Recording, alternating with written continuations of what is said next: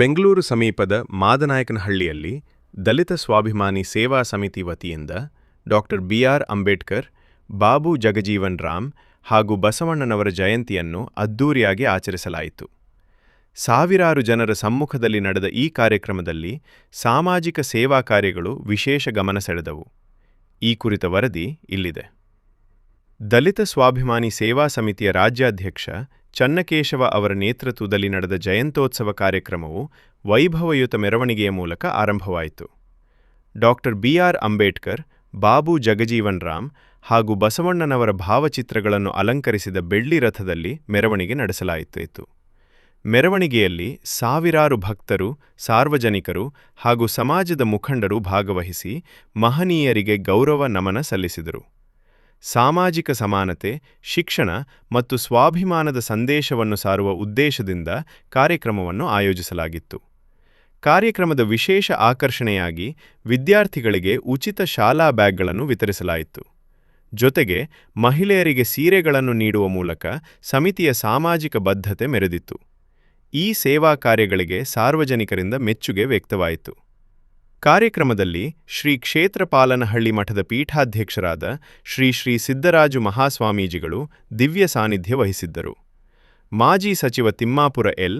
ಹನುಮಂತಯ್ಯ, ಚೇತನ್ ಅಹಿಂಸಾ, P. ಮೂರ್ತಿ, ಜೇಡರಹಳ್ಳಿ ಕೃಷ್ಣಪ್ಪ, ಸಂತೋಷ್ ಕುಮಾರ್, ಪತ್ರಕರ್ತ ನರಸಿಂಹಮೂರ್ತಿ ಸೇರಿದಂತೆ ಹಲವು ಗಣ್ಯರು ಭಾಗವಹಿಸಿದ್ದರು. ಡಾಕ್ಟರ್ ಅಂಬೇಡ್ಕರ್, ಬಾಬು ಜಗಜೀವನ್ ರಾಮ್ ಹಾಗೂ ಬಸವಣ್ಣನವರ ಆದರ್ಶಗಳನ್ನು ಯುವಜನತೆ ಅಳವಡಿಸಿಕೊಳ್ಳಬೇಕು. ಸಮಾಜಮುಖಿ ಸೇವೆಯ ಮೂಲಕ ಅವರ ಚಿಂತನೆಗಳನ್ನು ಜನರಿಗೆ ತಲುಪಿಸುವ ಕೆಲಸವನ್ನು ಸಮಿತಿ ನಿರಂತರವಾಗಿ ಮಾಡಲಿದೆ.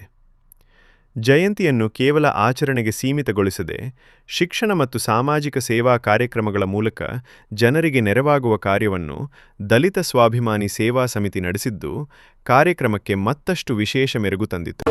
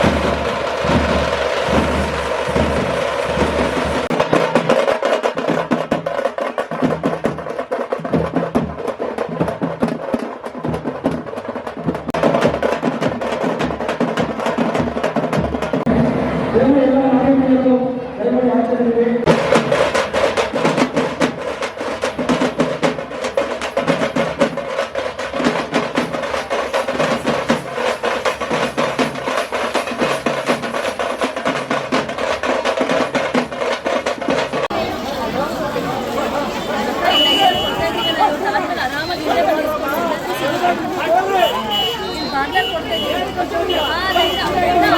ಆರಾಮಾಗಿ ಬನ್ನಿ, ಬಾಗ್ಲಲ್ಲಿ ಕೊಡ್ತಾ ಇದ್ದೀವಿ. ಅವ್ರು ನಾಳೆ ಬಾಗ್ಲಲ್ಲೇ ಕೊಡ್ತಾ